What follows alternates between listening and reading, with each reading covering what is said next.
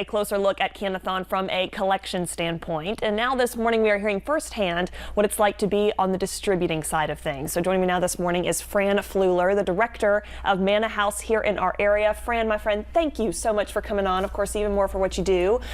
You work directly, right, with these people who are less fortunate in our community. Curious first just kind of what a day on the job looks like for you. I know a lot of people come out and volunteer as well.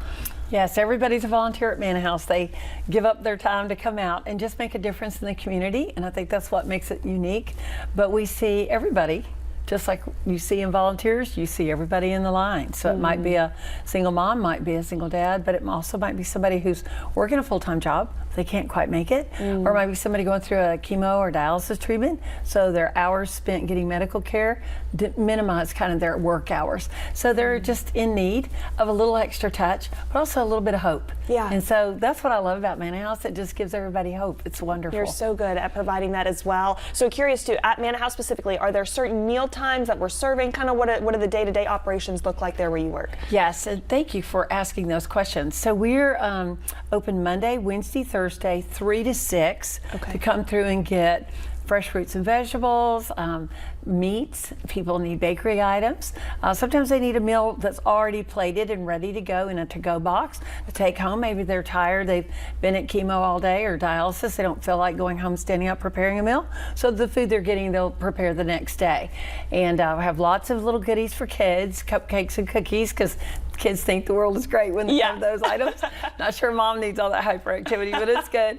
And then we have diapers and wipes and things that people need sometimes in hospice care. So it's really diverse, and we just let people come through and choose what they want. On Saturday, we offer drive-through food distribution from 10 a.m. to 11 a.m.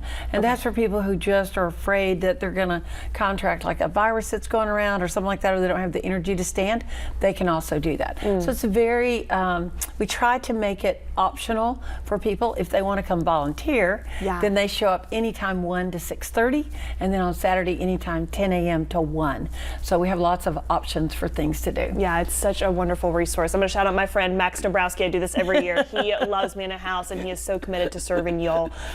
Curious too, you mentioned kind of cupcakes and candies for the kids. What are kind of some of the other popular favorite meal items, things that people can help donate if they're interested in doing that? Again, we're stressing Canathon collection right now. So what are kind of some of the hot menu items that people are just always loving at Manna House? Well, we're always asked for mac and cheese. Okay. And it doesn't matter what kind, but I can't get enough mac and cheese in the house.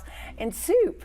A lot of our chemo patients request soup, and they need a non-tomato based soup because the tomato takes a little acidic in their mouth. And so any kind of soup, but really that's a great product. And of course, basic vegetables. You know, something you can make really quick, come home, open a can, dump it in, fixed meal in really quick minute after you've gotten off work, you've got all these kids to feed.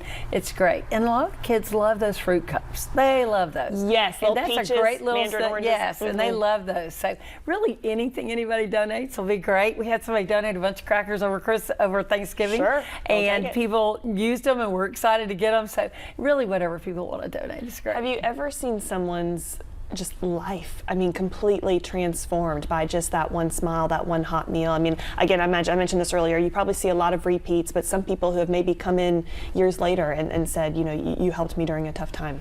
You know, about half the line every night is people we've never met. Wow. But they end up coming back and volunteering because we helped them in the crisis. So more than half the volunteers that you'll see at Manna House on any given week are people that needed help, and now they've come to give back.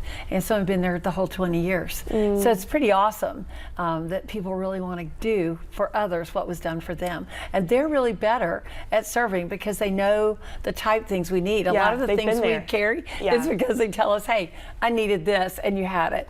Toilet paper is one of those things, non-negotiable, you know? Sure, and so, I don't even think about that. And diapers, and so that's why we started adding those in. I'd never even thought about it. Bar soap, you know, just real basic things. But so I have the privilege of seeing many lives be impacted because somebody else cared, and that's really very wonderful. And we're so grateful for it. Fran, my friend, thank you again so much. This has been the sweetest conversation. Again, we want to stress you can donate those cans to the Food Bank of North Alabama. Manna House, certainly one of their partners, and you can find all those details on our website, WFF.com. Fran, my friend, thank you for who you are and for the work that you do. I'm so grateful. Thank you. Thank you.